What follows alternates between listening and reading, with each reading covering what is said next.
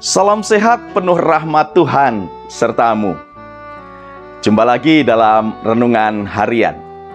Dan kali ini saya memberikan judul Bakmi Jawa, yang didasarkan dari surat Galatia pasal 6 ayat 2 dan ayat 10. Bertolong-tolonganlah menanggung bebanmu, demikianlah kamu memenuhi hukum Kristus. Karena itu, selama masih ada kesempatan bagi kita, marilah kita berbuat baik kepada semua orang, tetapi terutama kepada kawan-kawan kita seiman. Saudaraku, salah satu pemandangan khas kota Yogyakarta di waktu malam adalah banyaknya penjual bakmi Jawa yang tersebar di seantero kota. Ciri khas yang dapat langsung tampak adalah hampir semua penjualnya menggunakan anglo, yaitu sejenis tungku dari tanah liat, dan juga wajan baja sebagai alat memasaknya, dan tentunya arang sebagai bahan bakarnya. Salah satu pembeda yang cukup mencolok antara bakmi Jawa dengan bakmi dari restoran Chinese food adalah digunakannya kemiri sebagai salah satu bumbunya, selain bawang putih dan aneka rempah aromatik lainnya. Penggunaan kemiri ini bertujuan untuk memberikan rasa gurih pada masakannya. Agar rasa gurih bisa optimal, maka kemiri ini akan digoreng terlebih dahulu. Selain pada bumbunya, wujud olahan bakmi Jawa ini adalah disajikan dengan kuah beserta pelengkapnya yang biasanya terdiri dari telur bebek atau telur ayam, daging ayam kampung suwir, kol atau kubis, daun bawang, daun seledri, tomat, taburan bawang goreng, dan bagi yang senang pedas akan ditambahkan cabai rawit. Istilah lain untuk menyebut bakmi Jawa adalah bakmi godok atau bakmi rebus. Bagi masyarakat Jawa, bakmi tidak sekedar disajikan sebagai makanan, melainkan sebagai salah satu budaya yang melekat dalam adat istiadat Jawa yang sudah ada sejak zaman kerajaan Hindu dahulu. Hal itu terbukti bahwa bakmi menjadi salah satu suguhan wajib untuk acara selamatan atau upacara adat lainnya. Sebagai contoh, misalnya saat upacara kematian, bakmi Jawa disuguhkan bagi para tamu yang hadir setelah prosesi pemakaman.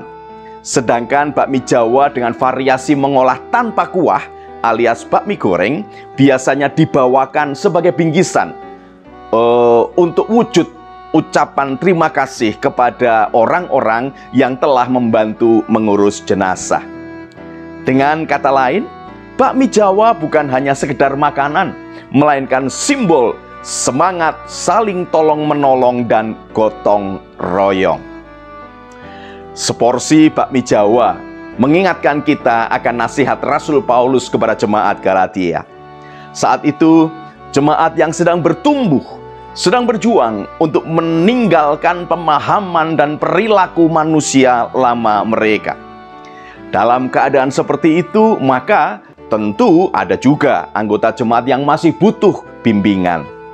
Kepada yang masih membutuhkan bimbingan ini, maka anggota jemaat yang sudah matang secara iman tidak boleh menghakimi, melainkan mesti merangkul dan membimbing mereka yang masih lemah itu. Paulus menasihati, bertolong-tolonganlah menanggung bebanmu, demikianlah kamu memenuhi hukum Kristus.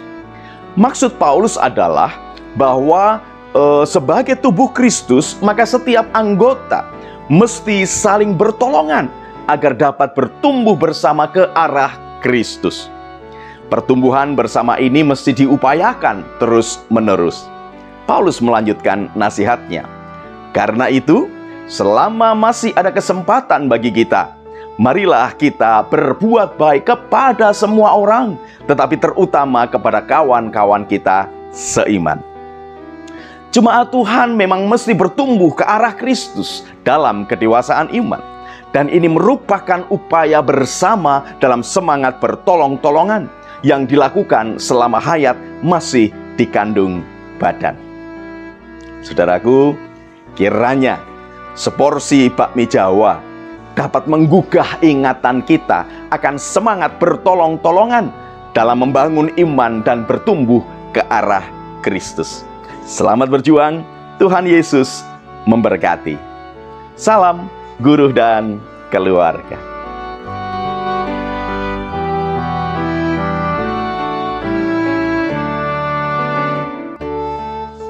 Mari kita berdoa. Terima kasih ya Tuhan Yesus, karena Engkau sudah mengingatkan kami untuk kami saling menopang dan menolong sebagai sesama anggota persekutuan tubuh-Mu. Oleh karena itu kami rindu untuk dapat melaksanakan kerjasama yang baik di antara kami sebagai anggota tubuh Kristus. Kiranya Roh Kudus menolong kami. Terima kasih Tuhan Yesus. Amin.